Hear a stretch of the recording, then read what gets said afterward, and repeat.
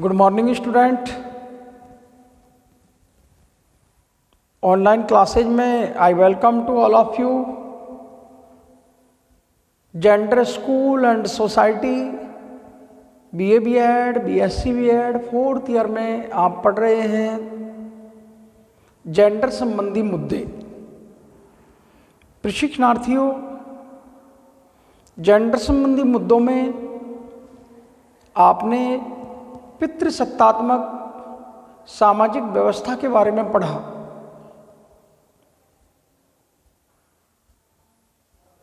पुरुष प्रधानता वाली सामाजिक व्यवस्था के बारे में आपको अध्ययन कराया गया। इससे पहले वाले पाठों में आपने जो पढ़ा वो पुरुष की प्रधानता की सामाजिक व्यवस्था को आपने देखा, किस प्रकार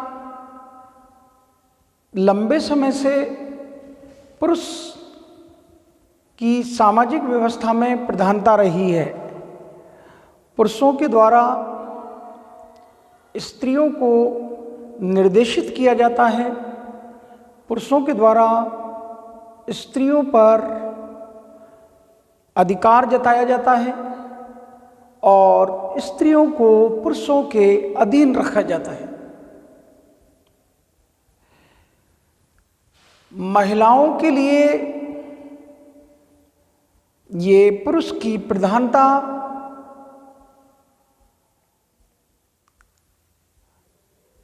महिलाओं के लिए ये पुरुष के अधिकार जो उन महिलाओं के ऊपर लंबे समय से पुरुष समाज के द्वारा उनके ऊपर यह अधिकार का प्रयोग किया जाता रहा है और अधिकार जताए जाते रहे हैं। उन अधिकारों के खिलाफ धीरे धीरे एक आवाज उठने लगी। उन अधिकारों को महिलाओं ने अपने शोषण से, अपने दमन से जोड़ा। ऐसा हमें क्या झाड़ उग रहे हैं जिससे कि पुरुष हमारे ऊपर अधिकार जमाते हैं, अधिकार जताते हैं और हमें एक वस्तु की भांति प्रयोग किया जाता है। कुछ महिला संगठनों ने, ऐसी क्रांतिकारी महिलाओं ने जिनको ये समझ, ये सोच विकसित हुई कि हमें अपने अधिकारों के खिलाफ एक आवाज उठानी चाहिए और उस आवाज को आम व खास महिलाओं तक पहुंचाया जाए, जिससे कि पुरुष की प्रधानता या पुरुष की सत्ता पर आघात हो सके। इसी को लेकर एक नए शब्द को गढ़ा गया और वो है फेमिनिज्म।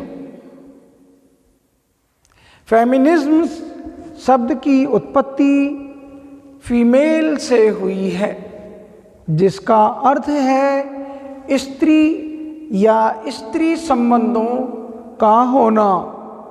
ऐसा आंदोलन जो महिलाओं के हितों की रक्षा करता हो, उसके लिए स्त्रीवाद शब्द का प्रयोग किया गया, नारीवाद शब्द का प्रयोग किया गया। प्रशिक्षणार्थियों, स्त्रीवाद, नारीवाद, फेमिनिज्म, इसकी कुछ परिभाषाएं हैं जिस पर हम यहाँ चर्चा करते हैं और उन परिभाषाओं से और स्पष्टीकरण हो जाएगा कि हम किस मुद्दे को लेकर यहाँ पर चर्चा कर रहे हैं। प्रशिक्षणार्थियों, ऑक्सफोर्ड शब्दकोश जो ऑक्सफोर्ड डिक्शनरी है उसने स्त्रीवाद शब्द की परिभाषा इस प्रकार दी है कि स्त्रीवाद स्त्रियों के अधिकारों की मान्यता, उनकी उपलब्धियों और उनके अधिकारों की वकालत करता है।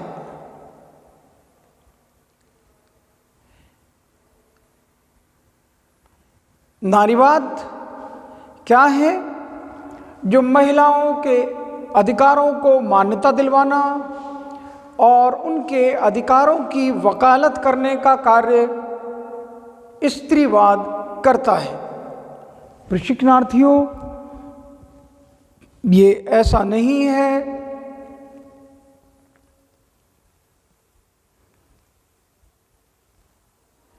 कि पुरुषों के ही सारी उपलब्धियां हैं इस सामाजिक व्यवस्था को चलाने के लिए, राजनीतिक व्यवस्था को चलाने के लिए, आर्थिक स्थिति को मजबूती प्रदान करने के लिए। सारा दारोमदार पितृसत्तात्मक व्यवस्था में पुरुषों को दिया जाता है। लेकिन ऑक्सफोर्ड डिक्शनरी ने, ऑक्सफोर्ड शब्दकोश ने जो परिभाषा गढ़ी है वो इस प्रकार है कि स्त्रीवाद स्त्रियों के अधिकारों की मान्यता, उनकी उपलब्धियों और अधिकारों की वकालत करता है। उनकी उपलब्धियों और अधिकारों की वकालत करता है। ये एक ऐसा संगठन है जो पुरुष की सत्ता के विरोध में खड़ा हुआ है। पितृसत्तात्मक जो व्यवस्था है उसके विरोध में ये महिला संगठन या ये महिलाओं की नारीवाद, स्त्रीवाद ये इस रूप में खड़ा हो गया है कि वो महिलाओं के अधिकारों की और उन अधिकारों को मान्यता प्रदान करने की वकालत का कार्य करते हैं। उनके साथ ये उठ खड़ा हुआ है स्त्रीवाद। दूसरी परिभाषा से देख लीजिए, बहुत बड़ी समाज सेविका है मैरी एबॉस। स्त्रीवाद स्त्रियों के वर्तमान भूतकाल की स्थिति का आलोचनात्मक मूल्यांकन है।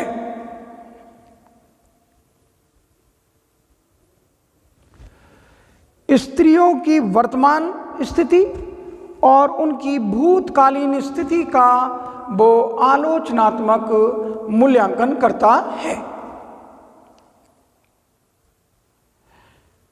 महिलाओं को किन अत्याचारों से गुजरना पड़ा, महिलाओं का शोषण, महिलाओं का दमन, महिलाओं के साथ दुर्व्यवहार का होना, वो भूतकाल में कैसा था और वर्तमान समय में किस प्रकार ये कार्य हो रहा है, इसके मूल्यांकन का कार्य स्त्रीवाद करता है। एक समय हमारे देश में ऐसा भी रहा है कि यत्र नार्यस्तु पूज्यन्ते तत्र रमन्ते देवता। जहाँ नारियों के सम्मान के लिए ये बातें कही गई हैं, उन्हीं नारियों पर वास्तविक हालात में ये शोषण, ये दमन, ये दुर्व्यवहार आपको देखने को, सुनने को मिल जाता है। जहाँ नारियों की पूजा के सम्मान की बात की जाती है, उसी देश में लोग इस प्रकार का व्यवहार भी महिलाओं के साथ करते हैं। प्रशिक्षणार्थियों, यहाँ नारीवाद को मैरी एबॉस ने इस प्रकार से परिभाषित किया है कि स्त्रीवाद स्त्रियों की वर्तमान और भूतकालीन स्थिति का आलोचनात्मक मूल्यांकन है। चार्लोट बंच साहब की परिभाषा है और उससे और स्पष्टीकरण हो जाएगा। मैं एक बार आपके सामने बता दूं। स्त्रीवाद से अभिप्राय उन विभिन्न सिद्धांतों, आंदोलनों से है जो पुरुषों की तरफदारी का विरोध करते हैं और स्त्री की अधीनता की आलोचना करते हैं और लिंग पर आधारित अन्याय के खिलाफ में उठ खड़े हुए हैं। ये बड़ी बेहतरीन परिभाषा है चार्लोट बंच साहब के अनुसार स्त्रीवाद से उन विभिन्न सिद्धांतों और आंदोलनों से अर्थ लगाया गया है। स्त्रीवाद ने कुछ सिद्धांत बनाए और अपना आंदोलन चलाया और उस आंदोलन को पुरुषों के उस दुर्व्यवहार के विरोध में चलाया जो वो महिलाओं पर लंबे समय से करता है। क्या आंदोलन है कि पुरुषों की तरफदारी का विरोध करता है ये आंदोलन, और पुरुष की स्त्री के प्रति अधीनता को, पुरुष ने जो स्त्रियों को दास गुलाम बनाकर रख रखा है, अपने अधीन बना रखा है, अपने सबऑर्डिनेट बना के रख रखा है। बॉस कौन है? पुरुष। सबऑर्डिनेट कौन है? महिला। तो ये एक ऐसा आंदोलन है जो पुरुषों की तरफदारी का विरोध करता है और पुरुष के द्वारा जो महिलाओं को अपने अधीन किया गया है उसका विरोध करता है, और ये महिलाओं के लिए जो लिंग पर आधारित महिलाओं के साथ अन्याय किया जाता है उसके विरोध में उठ खड़ा हुआ है। स्त्रीवाद एक ऐसा आंदोलन है जिसमें पुरुषों की तरफदारी का विरोध किया गया। तरफदारी क्या है मैं बोलता हूं। जन्म हुआ परिवार में, जन्म देने वाली मां, और जन्म हो गया है बेटी के लिए। कन्या के आने से उस घर में मातम छा जाता है।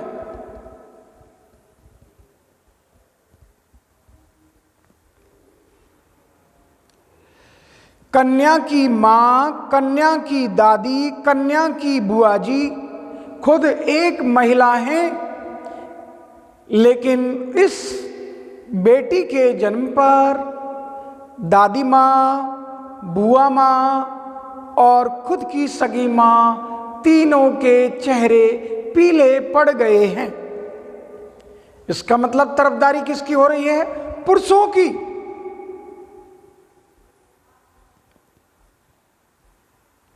परिवार में बहन भाई के बीच में झगड़ा होता है और तरफदारी करने वाले तुरंत आ जाते हैं। वो तरफदारी करने वाले कौन हैं? महिलाएं हैं। बुआ जी, दादी माँ, बड़ी बहन, मौसी जी, मामी जी, ताई जी, चाची जी, जो भी सगे संबंधी हैं वो तरफदारी करते हैं पुरुष की। बेटी का कसूर बताया जाता है जबकि वो बेकसूर है, उसकी कोई गलती नहीं है। भाई ने उससे बॉल छीनी थी, झगड़ा इस बात को लेकर हुआ और झगड़े में दोषी अपराधी महिला को ठहराया जाता है। तो ये पुरुषों की तरफदारी का विरोध करता है स्त्रीवाद। नारीवाद पुरुषों की तरफदारी का विरोध करता है और ऐसे ये पुरुषों की जो महिलाओं को अपने प्रति गुलाम बना रखा है, महिलाओं को अपने प्रति दास बनाकर रखा जाता है, महिलाओं को अपने अधीन रखा जाता है, उसका भी विरोध करता है। ये आंदोलन उसका भी विरोध करता है और उस अन्याय के विरोध में उठ खड़ा हुआ है, उस अन्याय के खिलाफ वचनबद्ध है कि जिस महिलाओं के साथ किया जाए, किस लिंग के आधार पर, स्त्रीलिंग, पुरुष लिंग, पुरुषों को महत्व दिया जाता है और महिलाओं के साथ भेदभाव किया जाता है, अन्याय किया जाता है, उस अन्याय के विरोध में ये आंदोलन उठ खड़ा हुआ है। प्रशिक्षणार्थियों, आप समझ सकते हैं चार्लोट बंच साहब की इस परिभाषा में आपको सारा स्पष्टीकरण दे दिया गया है कि वो एक ऐसा आंदोलन है जो पुरुषों की तरफदारी का विरोध करता है और पुरुष के प्रति स्त्री की अधीनता की आलोचना करता है और लिंग पर आधारित अन्याय को समाप्त करने के लिए वचनबद्ध है। प्रशिक्षणार्थियों, आप समझ चुके हैं कि जो स्त्रीवाद का आंदोलन चल निकला है वो पितृसत्तात्मक व्यवस्था के विरोध में चला है। ये अपनी बात को रखना चाहते हैं इस आंदोलन के माध्यम से, क्योंकि लंबे समय तक हमारे समाज में पुरुष की प्रधानता रही है और पुरुष की प्रधानता होने से महिलाओं को पुरुषों के अधीन या महिलाओं को पुरुषों की दासी गुलामी के लिए बना दिया गया है। प्रशिक्षणार्थियों, जॉन चार्वेट साहब की ये परिभाषा देख लेते हैं। स्त्रीवाद का मूल सिद्धांत यह है कि मौलिक योग्यता के पक्ष से पुरुष और स्त्रियों में कोई अंतर नहीं है, क्योंकि पुरुष और स्त्री एक प्राणी नहीं बल्कि मानवीय प्राणी हैं। ये और अच्छी बात इन लोगों ने कह दी। जॉन चार्वेट साहब ने और अच्छी बात आपके सामने की है, वो ये है कि स्त्रीवाद का मूल सिद्धांत मौलिक योग्यता का पक्ष ये है कि आप देखते हैं महिलाओं के ऊपर ये इल्जामात लगाए जाते हैं कि वो पुरुषों से शारीरिक रूप से कमज़ोर हैं, वो पुरुषों से मानसिक रूप से कमज़ोर हैं। ये उनके ऊपर एलिगेशन लगाए जाते हैं, इल्जामात लगाए जाते हैं कि वो शारीरिक रूप से कोमल हैं, पुरुष कठोर है, स्त्रियां भावुक होती हैं, जल्दी पिघल जाती हैं, मौन होती हैं।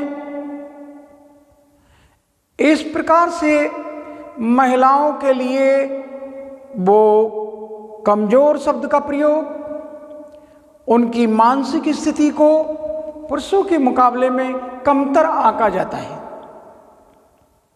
कि वो पुरुषों के मुकाबले में कम हैं, कमजोर हैं मानसिक रूप से, शारीरिक रूप से। प्रशिक्षणार्थियों, लेखक जॉन चार्वेट साहब यही कहते हैं कि मौलिक योग्यता के पक्ष में स्त्री और पुरुष में योग्यता के अनुसार कोई भी अंतर नहीं है, चाहे वो शारीरिक योग्यता हो चाहे मानसिक योग्यता हो। वो पुरुष से ना शारीरिक क्षमता में ना मानसिक क्षमता में कम नहीं है। पुरुष को पुरुष प्राणी, महिलाओं को स्त्री प्राणी, बल्कि ऐसा नहीं मानना चाहिए कि एक प्राणी स्त्री है एक प्राणी वो, बल्कि दोनों एक मानवीय प्राणी है।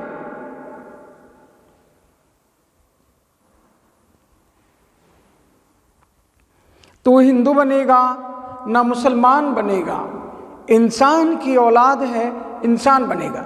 ये स्त्री और पुरुष, ये स्त्री प्राणी पुरुष प्राणी नहीं मानकर इनको मानवीय प्राणी मानना चाहिए, मानव मानना चाहिए। इंसान ये मानवीय प्राणी है, ना कि स्त्री एक प्राणी और पुरुष एक प्राणी। प्रशिक्षणार्थियों,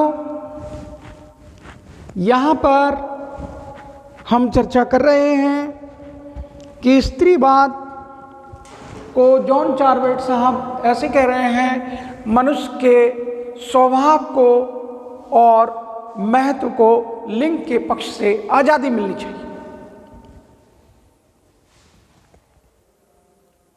ना वो पुरुषों से किसी शारीरिक क्षमता में कमजोर हैं, ना वो मानसिक योग्यता में कमजोर हैं, और ना वो कोई स्त्री प्राणी है पुरुष प्राणी है, बल्कि दोनों एक मानवीय प्राणी हैं। और मानवीय प्राणी के लिए उसकी स्वभाव और उसके महत्व को लिंग के पक्ष से आजादी मिलनी चाहिए। ये लड़का है तो उसको अधिक महत्व दिया जा रहा है, ये लड़की है तो इसका समाज में जैसे कोई महत्व ही ना हो।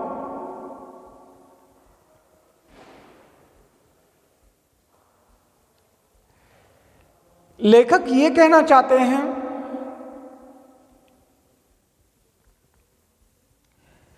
कि महिला और पुरुष को स्त्री प्राणी और पुरुष प्राणी ना मानकर एक मानवीय प्राणी के रूप में माना जाए, और उनके स्वभाव को, जो उनका नेचर है और उनके लिए जो महत्व प्रदान किया जा रहा है, वो लिंग के आधार पर नहीं होना चाहिए। लिंग के आधार पर स्वभाव को और महत्व को आजादी मिलनी चाहिए।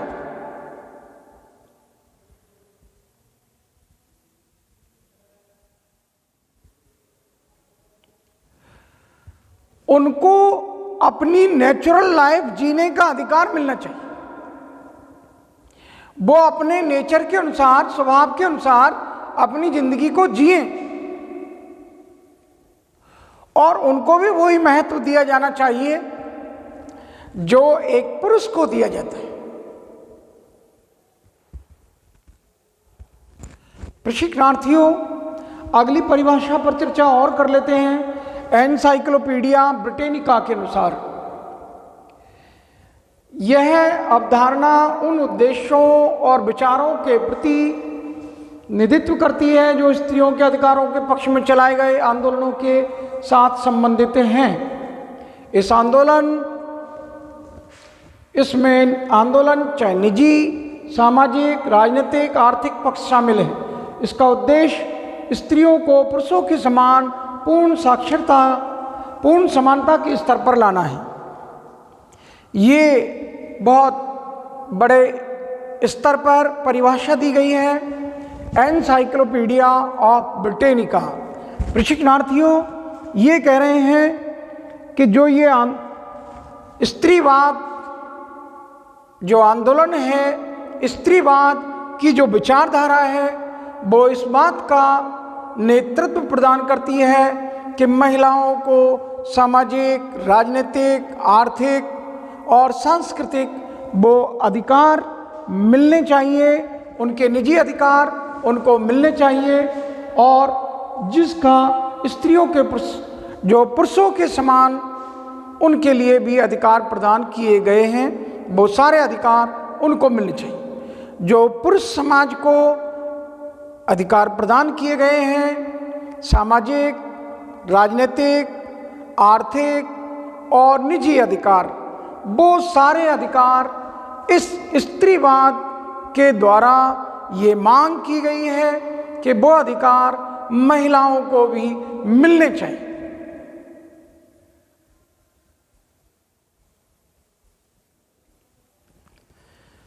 प्रशिक्षणार्थियों, यहाँ एनसाइक्लोपीडिया ब्रिटेनिका की जो परिभाषा है वो ये है कि ये उन उद्देश्यों को लेकर निकली है, उन विचारों को लेकर निकली है, उन उद्देश्यों और विचारों का प्रतिनिधित्व करती है जो स्त्रियों के अधिकारों के पक्ष में चलाए गए आंदोलन थे कि महिलाओं को भी आगे बढ़ाइए। ये आंदोलन है, महिलाओं को पुरुषों के समान आंका जाए, महिलाओं को पुरुषों के समान अधिकार प्रदान किए जाएं, चाहे वो अधिकार राजनीतिक हो, चाहे अधिकार वो सामाजिक हो, चाहे अधिकार वो आर्थिक हो, चाहे अधिकार वो निजी हो, उन सबको इस स्त्रीवाद में शामिल किए जाने की अपेक्षा की गई है और स्त्रियों को पुरुषों के समान पूर्ण समानता के स्तर पर लाना इस स्त्रीवाद का उद्देश्य है। एक दिन हम होंगे कामयाब, हम होंगे कामयाब एक दिन।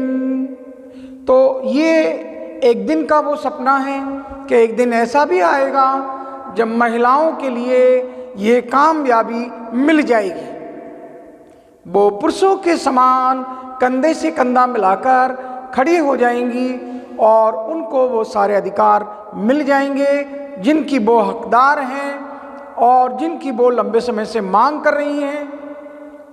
उन मांगों पर जिस दिन अमल हो गया तो स्त्रियों को पुरुषों के समान पूर्ण समानता के स्तर पर लाना है। ये एक ऐसे प्लेटफॉर्म के लिए तैयारी कर रहे हैं जिस प्लेटफॉर्म पर स्त्री और पुरुष यानी लिंग के आधार पर कोई भेदभाव ना हो। मकसद ये है लिंग के आधार पर महिला और पुरुष को लेकर कोई भी भेदभाव ना किया जाए। प्रशिक्षणार्थियों, स्त्रीवाद अपने इस आंदोलन में निजी, सामाजिक, राजनीतिक, आर्थिक पक्ष शामिल करता है। महिलाओं को उनकी निजी लाइफ, उनके निजी अधिकार और सामाजिक अधिकार, राजनीतिक अधिकार, आर्थिक अधिकारों की ये स्त्रीवाद का जो आंदोलन है ये मांग करता है, क्योंकि इन आंदोलनों, इन जो ये विषय हैं सामाजिक, राजनीतिक, आर्थिक, इन क्षेत्रों के कारण ही तो ये भेदभाव किया जा रहा है। महिलाएं समाज में दोयम दर्जा, राजनीतिक क्षेत्र में उनकी स्थिति एक खिलौने की भांति या उनको यूज करने के लिए विभिन्न राजनीतिक दल करते हैं। आर्थिक स्थिति में आप देखते हैं कि उनको पुरुषों के आगे हाथ फैलाना पड़ता है। अपने पिता के सामने हाथ फैलाती हैं, अपने पति के सामने हाथ फैलाती हैं, अपने पुत्र आदि के सामने हाथ फैलाती हैं। तो ऐसी स्थिति में पुरुष को ये मौका मिल गया जिससे वो उन महिलाओं के साथ अपने से महिलाओं को कमतर आंकने लगा। हमारी सामाजिक व्यवस्था ने उनको दर्जा दिया, महिलाएं दोयम दर्जे पर हैं, निम्न हैं। पुरुष बॉस हैं, महिलाएं सबॉर्डिनेट हैं। पुरुष डायरेक्टर हैं, महिलाएं एक्टर हैं। जो डायरेक्टर चाहेगा वो एक्टर करेगा। उनको अपने से कमतर कर दिया गया और कमतर करने का नतीजा ये निकला कि लंबे समय तक उनके साथ ये कमतरी का व्यवहार चलता है। और इस कमतरी के व्यवहार के विरोध में ये आवाज़ें धीरे धीरे, जो एक चिंगारी जलाई गई है, वो एक न एक दिन ज्वालामुखी का रूप धारण कर लेगी।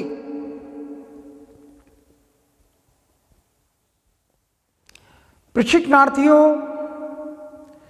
यहाँ पर स्त्रीवाद को लेकर जो आपसे चर्चा की जा रही है, उसमें मुख्य मुद्दा है महिलाओं को उनके साथ होने वाले दुर्व्यवहार से किस प्रकार मुक्ति दिलाई जाए। महिलाओं को दोयम दर्जे पर रखे जाने के विरोध में ये आवाज़ें बुलंद की जा रही हैं।